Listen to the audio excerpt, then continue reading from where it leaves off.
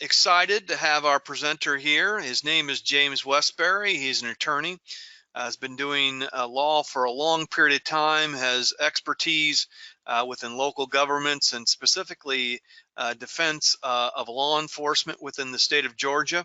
He's worked on a lot of different policies and done previous webinars on pursuit policies.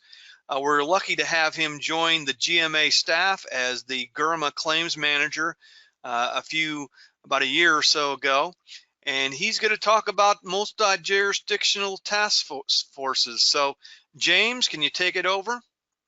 Sure, Dan. Thank you. Good afternoon, everybody. I'll tell you a little bit about my background before I became the GRMA claim manager. Last year, I was in private law practice for 24 years and spent about 18 of those years doing defense work and coverage work for GRMA. And over that time frame, we would have multi-jurisdictional task forces that would be involved in cases from time to time.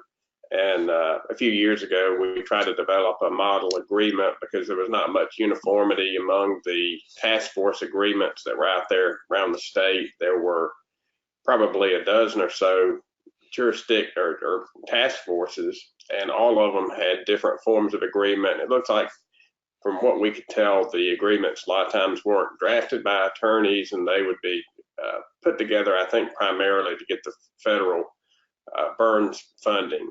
And so we started working toward a prototype agreement that would capture some of those contract elements that you'd like to see from a risk management and operational standpoint. And that has continued to evolve, but I know there's been a lot more interest in this area. And what I've done is put together a presentation where we'll go over some of these areas. I've got a roadmap that I'll lay out for you. We're going to talk about the liability framework, the challenges that multi-jurisdictional task forces have, insurance issues. Then I'll go over some best practices. The question comes up from time to time, is there a policy for multi-jurisdictional task forces? It's hard to have a one policy that fits all these because they're all different. They all have different needs, but there are some common elements that every task force should have, and every kind of multi-jurisdictional operation should have to promote, better operational practices that are going to reduce and minimize and avoid loss in some instances. And when you do have a loss, it's going to help make it more defensible and protect the entities that are involved. So I want to start with a little bit of background here in just 1983 law that applies to cities and counties. And I encourage you. Hey, James. Yes. I'm not sure, but I don't see your presentation popping up. It's just you. So can you click on your presentation? Let's see. I'm doing it. Let me see. Share screen. Is that it? There you go. Is that better? Okay. Yep. Let me go back.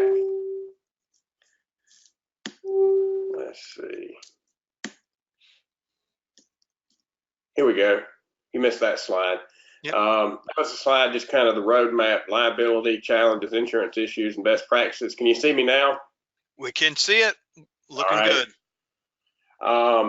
Anyway, I'm going to go over a little bit of the background area here, legal area that applies to any kind of claim that could be asserted against an employee of a city or county, and we'll delve into that further. And if your participants have questions, they need to just stop me and send the question in, and we'll be happy to go down that trail and make sure that we cover as much as we can here. Local government liability for federal constitutional claims is different than liability that you have like on a state law tort claim. And I like to use the example of a non-government entity. Let's say you have, like Walmart employed the truck driver that hit Tracy Morgan a few years ago. And that, private company, it's Walmart, they had an employee who committed a negligent act, hurt Tracy Morgan. So you have three players there.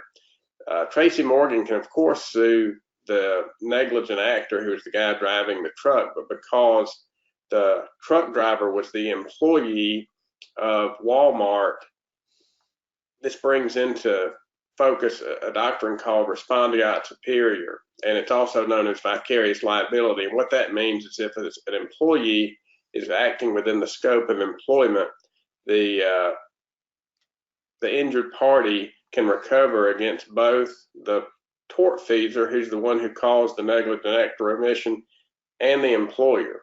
And this basically applies to any kind of state law tort claim.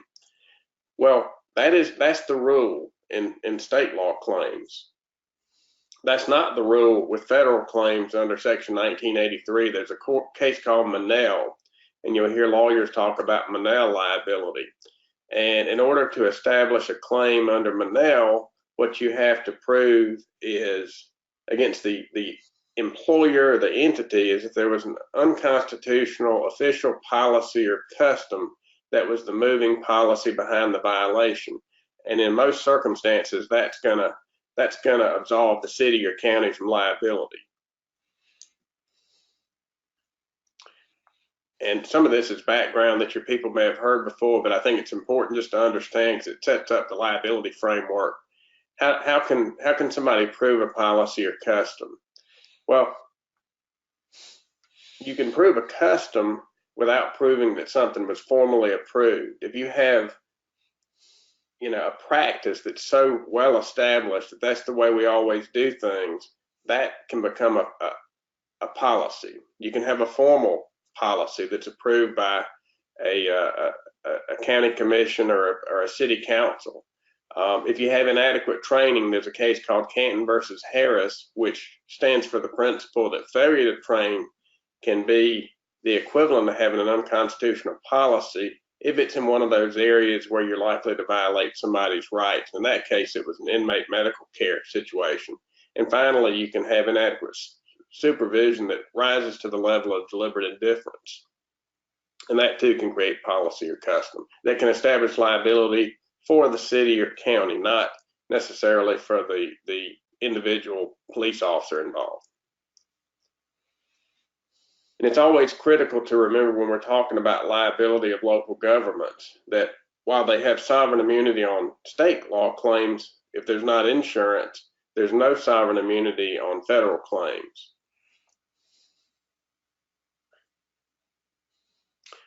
The liability of local governments under state law is completely different. It follows for cities basically the framework that exists for private corporations. If a city has insurance, immunity is waived and respondeat superior applies. For cities and counties, there's a statutory waiver of $500,000 per person, $700,000 per accident that applies to motor vehicle claims. And if there's a higher limit of insurance, it's going to apply to that. And on non-motor vehicle claims, cities waive to the extent of insurance, and counties retain their immunity, even if there's insurance involved. And this comes up a lot, not just in multi-jurisdictional cases, but in other kinds of police operations as well.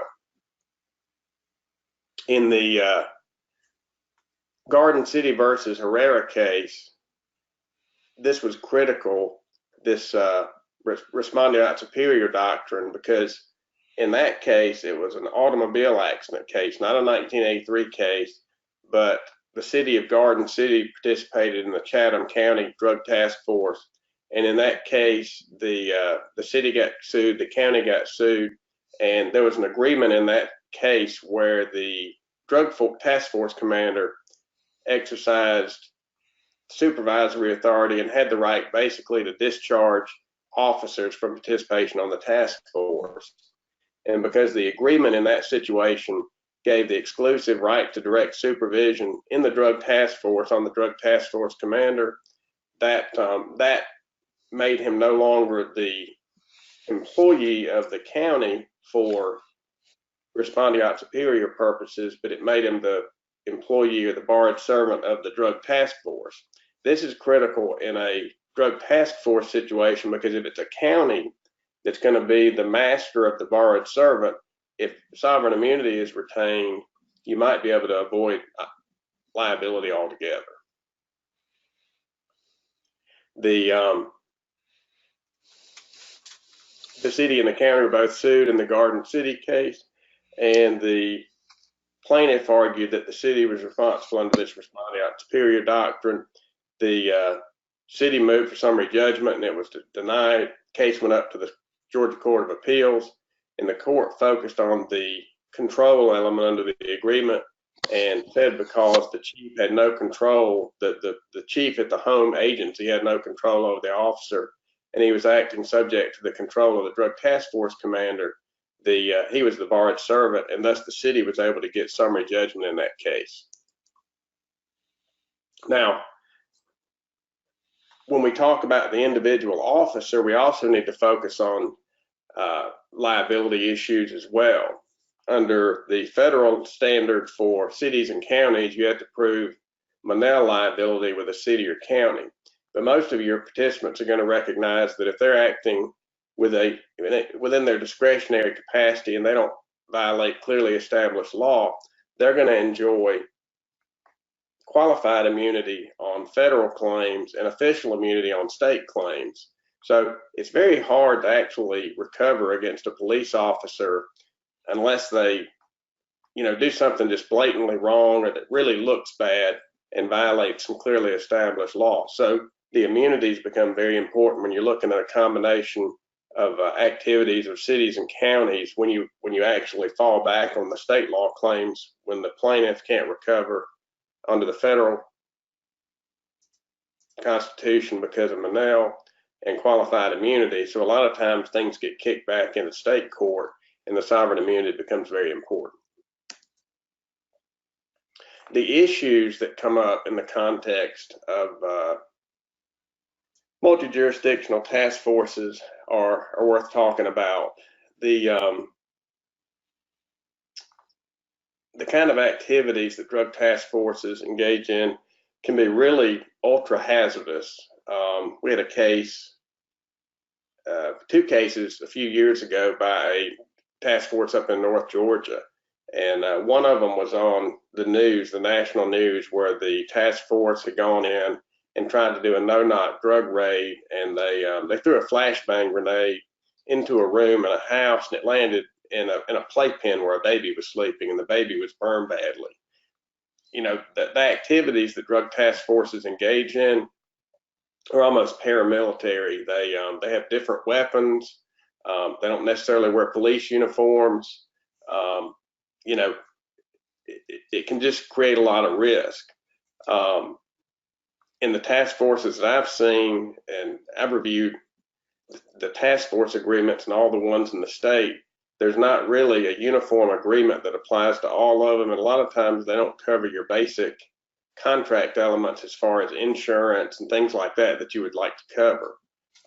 They don't always require uniform policies. I've talked to experts in this area and I've worked in this area. And one thing that I understand that you need to have is uniform policies, especially with the high risk critical tasks. We see situations where there's a lack of supervision. And because you don't have a real strong organizational framework, it can run a Wild West custer. And the other thing we see is that participating jurisdictions can get sued when they really don't have any operational involvement. I had a case last year where I represented a city that participated in a drug task force, and you had a couple of officers in the task force who were county officers who got into an altercation with somebody that they thought was harassing, like a confidential informant. And the officers who were involved were disciplined by their department because they had somebody who videotaped the incident destroy the videotape. So the officers who were involved got sued. Their county employer got sued. The city that I represented got sued, even though they weren't involved at all, simply because their employee was the drug task force commander. So you can end up with drug task forces having liability created simply because you're involved in the task force.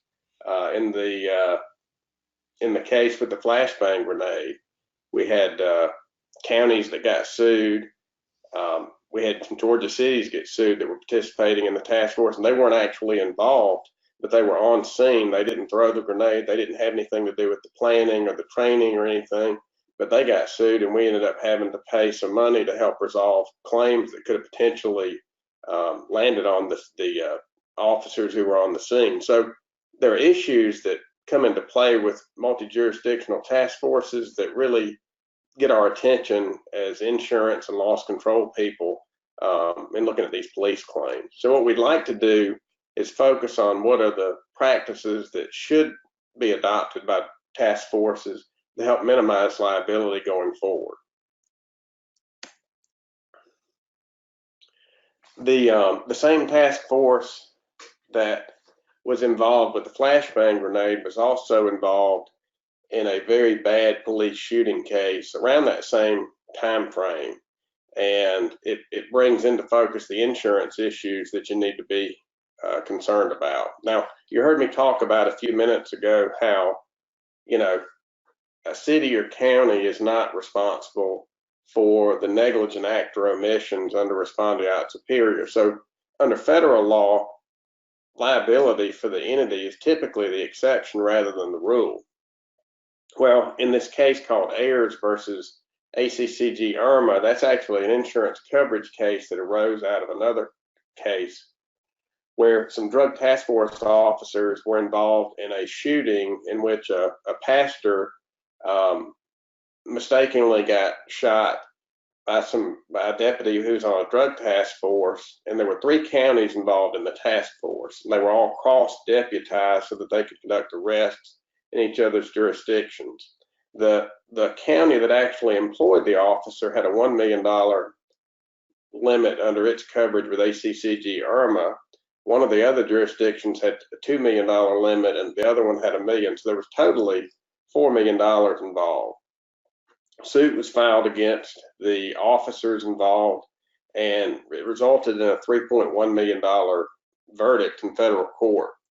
The LGRMS stood on language in its coverage agreement and tried to limit the exposure to the $1 million for the county that employed the officer that actually shot the guy.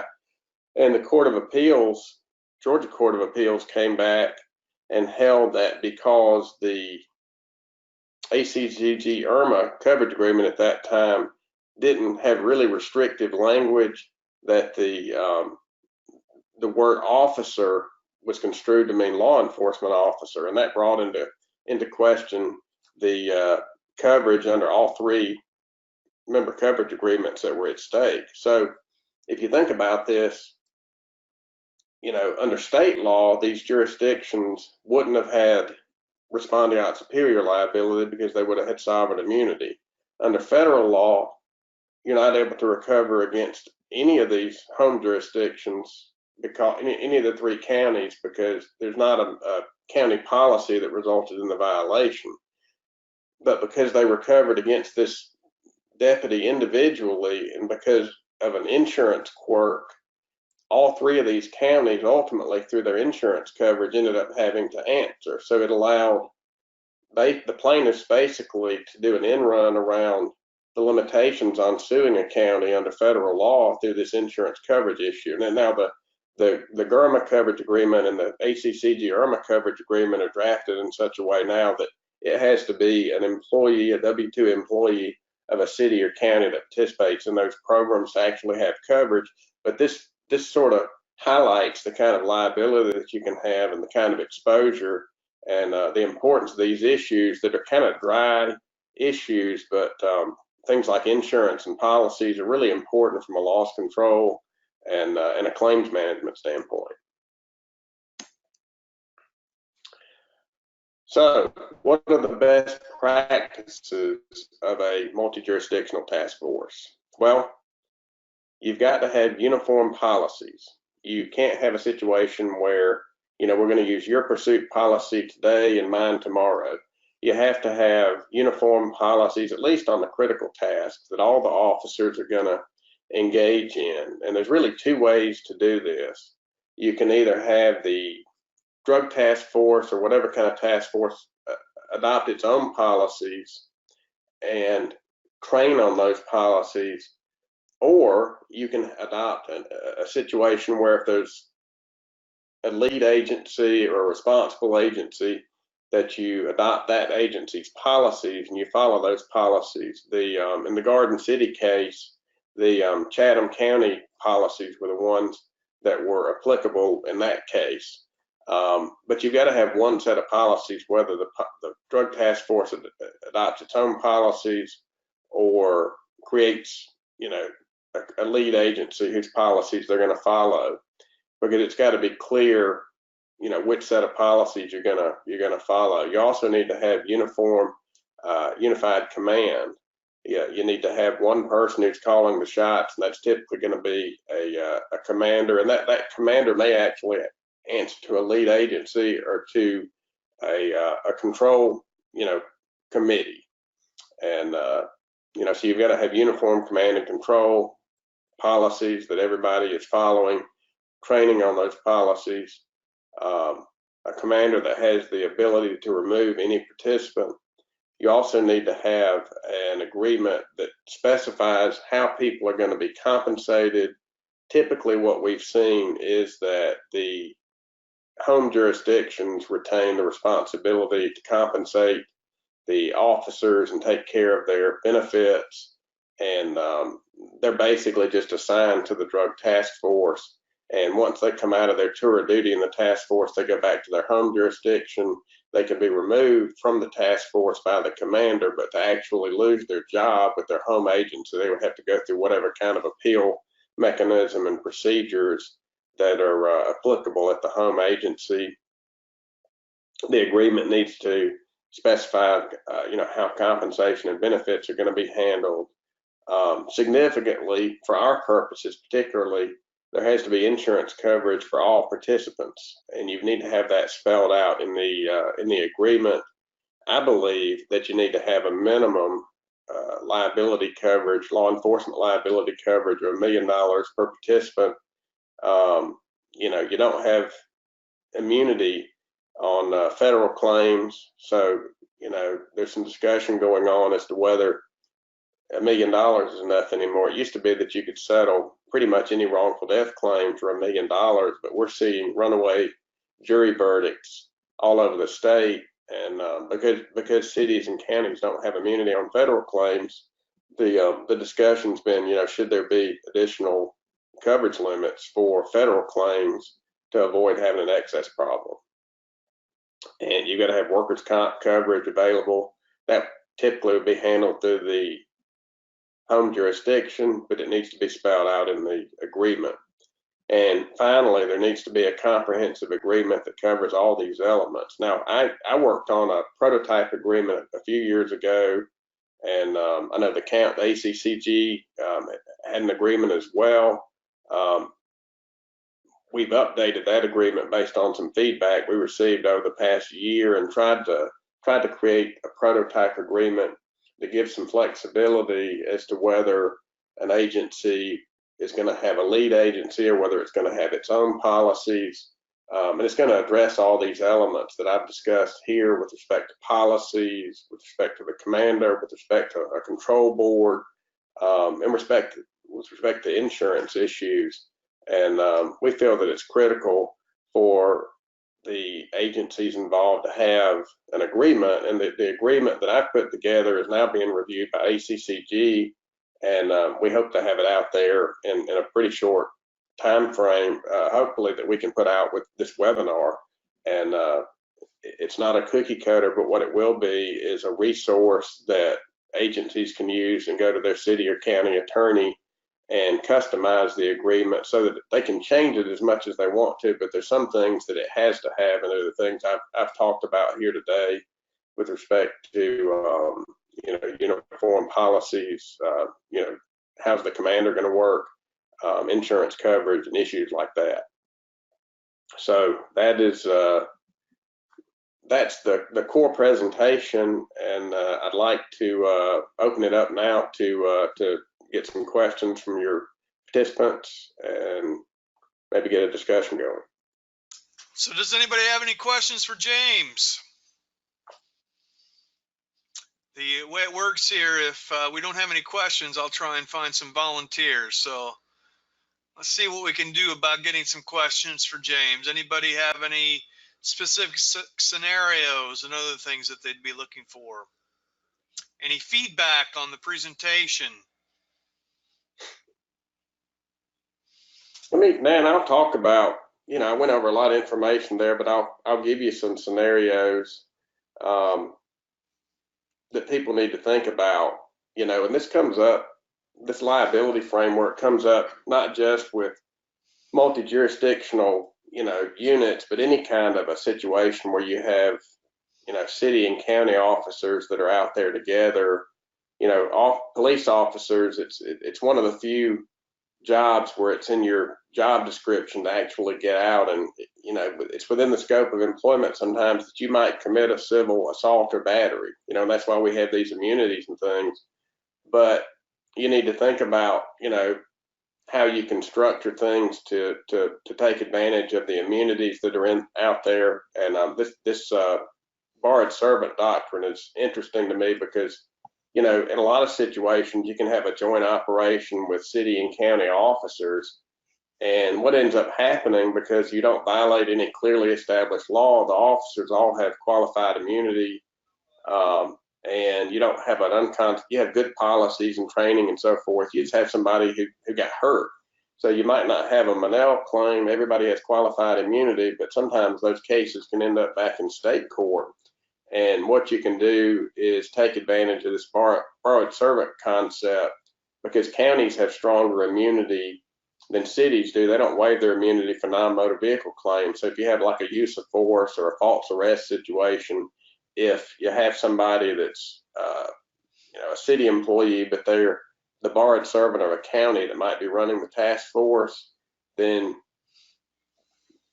everybody would have insurance under their own insurance, the home agency's insurance coverage, but the payment under the insurance is going to be contingent on there actually being liability. So everybody will get a defense, but even though a city employee might have, coverage, they might be able to avoid liability because they're the borrowed servant of a county on a non-motor vehicle case.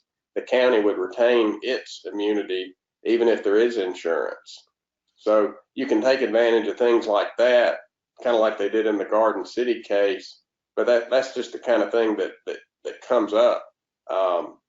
We've seen that had a wrongful death case last year that involved city and county officers, and we had an expert to tell us that a control device was not mechanically applied correctly, and a suspect died. And we felt like we had very strong defenses for the city and county under federal law, but we knew when it got back in state court, it was going to be a situation where the officers arguably were negligent. It was not a motor vehicle case, so the city was going to be responsible up to the limits of its liability, but the county, even though they had insurance coverage as well, their immunity was stronger. So these things are real situations that arise, and it comes up in a lot of police cases. But anytime there's a multi-jurisdictional, issue, a lot of these same concepts come into play. James, got a couple questions here. First one is, if the department follows all the policies, how do they still lose the lawsuits? If the department follows all the policies, how do they still lose the lawsuits? If you have good policies and good training, and you don't have a pattern of misbehavior or similar situations where people's rights are being violated, you can end up in a situation where you get out on the federal claims, but let's say you have enough facts in the case to create a question over negligence, and it's enough to get past summary judgment. And this can be the case on a federal claim too, even though you got qualified immunity and you've got the Monell protection. If there's issues of fact in a case, that can create a jury issue. And if there's a jury issue in a case, that makes you have to really think about what a jury could do. And in the modern day, we see big verdicts in Georgia just about every week. And as somebody that's involved in claims management, we've got to look at the possibilities of what could happen if you had just a sympathy factor from a jury. And sometimes that drives settlements. It shouldn't, but it does. But you can, people still make mistakes. But most of the time, if you follow policy, you've got good policies, you've got good training, the officers follow the policies. Typically those cases, because we've got these strong protections from Monell and qualified immunity, typically we don't lose those cases. It's typically where there's just an issue of fact that could get a case to a jury and there's some sympathy factor. But we don't, we don't lose a lot of these cases at trial. We just haven't really seen that. Got another question. Again, doesn't Monell give the county immunity? It's not really immunity. What you have to show is that there's not vicarious liability under federal law. So what Monell requires is direct liability. And that means that the city or county had to do something wrong, and that something wrong had to be either an unconstitutional policy or like a practice that rose to the level of a policy. So it's kind of like immunity, but it's not really immunity. But typically when a city or county gets sued, in 95% of the cases, we're going to get them out on the Monell question, because most cities and counties have good policies. Most have good training, and you typically have a hard time showing a pattern violation of people's constitutional rights that's going to set up the city or county. The problem we have more recently is when the individual gets sued, the courts are not as friendly as they used to be in terms of qualified immunity, and a lot of times they find issues of fact that require us to have a trial. And once we've got to have a trial and we've got somebody that's either gotten killed or badly hurt, we have to be realistic when we look at an individual police officer that loses a qualified immunity. Well, that they could end up with liability that exceeds the insurance limits that are there. If we have an opportunity to settle those cases within limits, we have to do that. And the other thing that an individual is exposed to that a city or county is not exposed to is punitive damages. So we have to think about all those elements when we're looking at cases. Very good. Are there any other questions out there? Well, James, thank you so much for your presentation. I know you put a lot of work into this. And like everything we do, we're always looking for feedback on how we can do it better. So again, I will be sending out a recording of this presentation along with a handout and the copy of the presentation itself, along with a copy of the policy that James was referring to. We'll wait until ACCG has a chance to review and make any comments on that. But when we do, if you have questions or comments or a way you think it can get better or a concern, please don't hesitate to let us know. We'll be happy to review those questions and concerns and make adjustments if we can do that. So, but I'd like to thank all of you that participated. And if you have any questions in the interim, please don't hesitate to give me a call.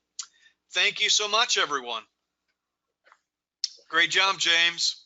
Thanks, Dan. Appreciate it. Have a good day.